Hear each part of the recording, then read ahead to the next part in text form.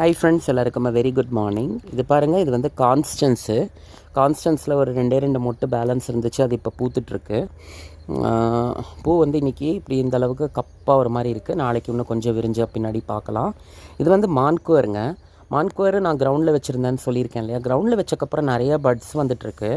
Plants வந்து நல்லாவே perform பண்ணுது. ஒரு கிளையிலையும் நிறையா அரும்புகள் வந்து எடுத்துகிட்ருக்கு.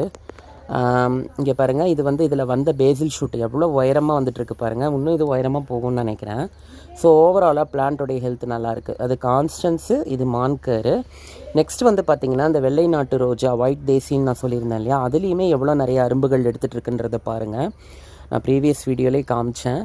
இது வந்து நல்லா வளர்ந்துட்டுருக்குங்க. இது பாருங்கள், இந்த இடத்துலேருந்து ஏதோ ஒரு மாதிரி பெண்ட் பண்ணி விட்டுருந்தேன் நான் பைப்பு பக்கத்தில். ஆட்டோமேட்டிக்காக அது ஒரு மாதிரி அங்கேருந்து கிளைம்ப் ஆகி ஒரு மாதிரி போயிருக்கு பாருங்கள். அழகாக இருக்குது பார்க்குறதுக்கு. அடுத்தது இதுதான் நான் அந்த சொன்ன நாட்டு ரோஸு. இது வந்து சாதா நாட்டு ரோஸை விட இதில் அதிகமாக வந்து பூக்கள் வந்து பூக்குது.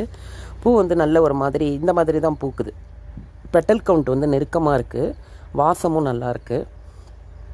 இந்த மாதிரி ஒரு கிளையிலையும் நிறைய அரும்புகள் வைக்கிது இந்த நாட்டு ரோஸ். இதை கிடச்சா வாங்கிக்கோங்க. இது வந்து பழைய வகையான நாட்டு ரோஸ்ன்னு நினைக்கிறேன். இப்போ ரீசெண்டில் ஹைப்ரிட் வந்துருச்சு. ஆனால் அதில் அந்தளவுக்கு பூக்கள் வந்து வரது கிடையாது. அடுத்தது இது பாருங்கள், இது ஃபுல்லாக நிறைய அரும்புகள் இருக்குது. ஸோ இது தாங்க நம்மளுடைய ரோஸ் பிளான்ட்ஸு. எப்படி இருக்குன்னு பார்த்து கமெண்ட் பண்ணுங்கள். Bye bye. Have a nice day.